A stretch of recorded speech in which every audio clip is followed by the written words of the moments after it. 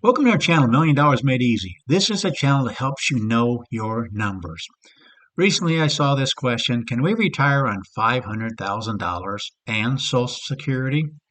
I also saw this study that less than 48% of workers expect to reach this goal of $500,000. So the video we want to look at, or what we want to look at in this video, is can a couple retire with even less? So what we do on this channel is we use returns for the last 100 years, actual returns of what's happened for the S&P 500, and we project ahead what would happen with similar returns going forward. So this is one of the spreadsheets that we use. So let's go ahead and start with the 500,000 initially. Again, the question is, can we retire with $500,000 and Social Security? So let's say we have a couple. The first individual gets $1,500 a month, and they're going to take it right from day one. The other one's going to retire 2 years later and take it in the third year, and they're going to get $1,200 a month. So we're going to ultimately get $2,700 from Social Security. And let's say we're going to do $4,000 a month, which would be $48,000 a year. So a lot of this is going to come from Social Security. You really need to plan on what you're going to get for Social Security.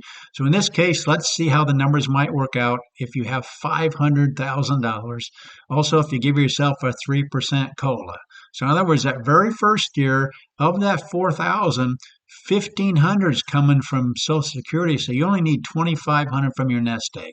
Also, we're going to plug in using a 70-30 asset allocation, 70% staying in the S&P 500 and the rest over in a cash reserve account. So when the market's going down, you're taking it out of that because you don't want to sell low.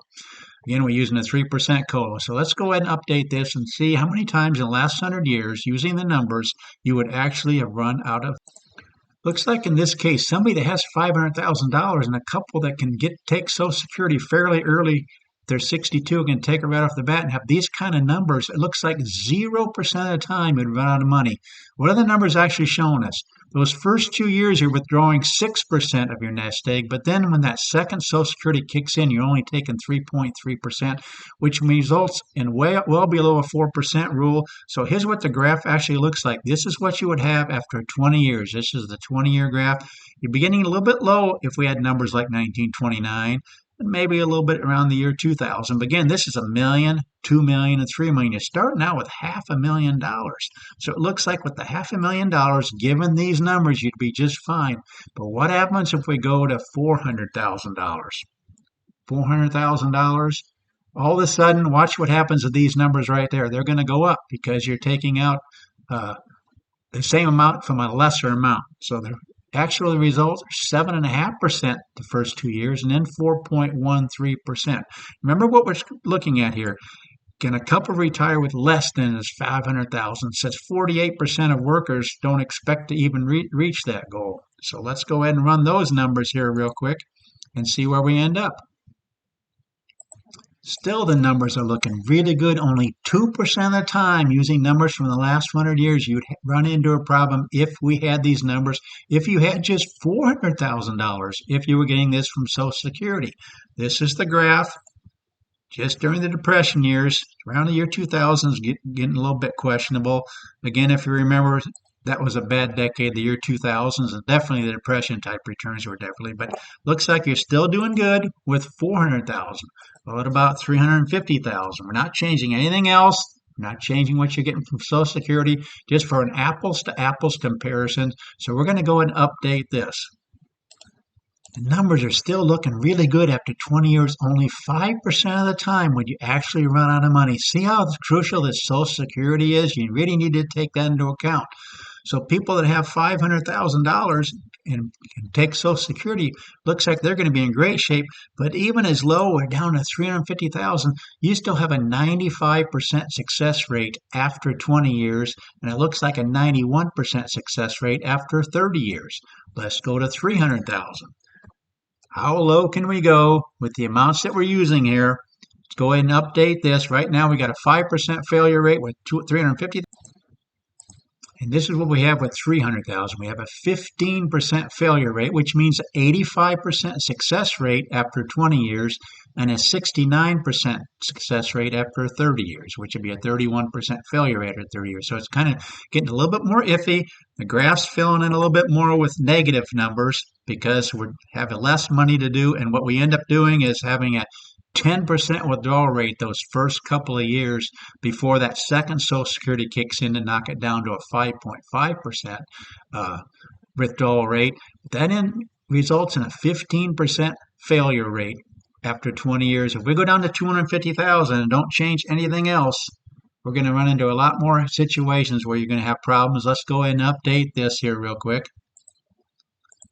Now we can see, ouch, 42% of the time you run out of money. So with these kind of amounts you're getting from Social Security, and when you're taking them, $250,000 would be kind of questionable if you needed $4,000 a month. Here's the actual graph showing you after 20 years.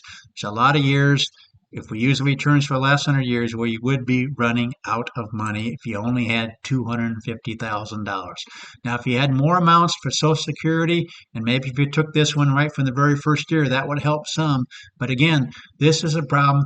This $4,000 on $250,000, that's a 12% withdrawal rate. And even in the third year, you had a 6.6%. So that's why. So again, the key thing is how much do you need a month? And of course, the key one we're looking at is here, can you, with Social Security, can you retire and not have a problem if you only have $250,000? So it looks like some of the questions have been answered. Can a couple retire with even less? Again, we're assuming certain amounts for Social Security. We're assuming certain amounts for what your expenses are going to be. But you can see in a lot of cases, if your expenses are around $4,000 a month and you're up around $500,000, you're going to be just fine if we have these Social Security amounts. But folks, that's what we do on this channel. We run numbers for people just to maybe help answer questions like this. How much can I need to have to retire if I take into account Social Security? And we really need to take into account Social Security because that has a huge impact at how long your money lasts when you start withdrawing from Social Security. But thank you so much for watching. Please consider subscribing. Please share this channel with others. Please let them know there's a channel out there that run all kinds of different numbers. We can change asset allocations. We can change your COLAs. Just all kinds of numbers can affect it. In this video, we just wanted to see how low can you really go and still have your money last most of the time. In this case, it looked like if you got another $250,000, you'd be hurting 42% of the time. Please subscribe. Please like the video. Thanks so much for watching.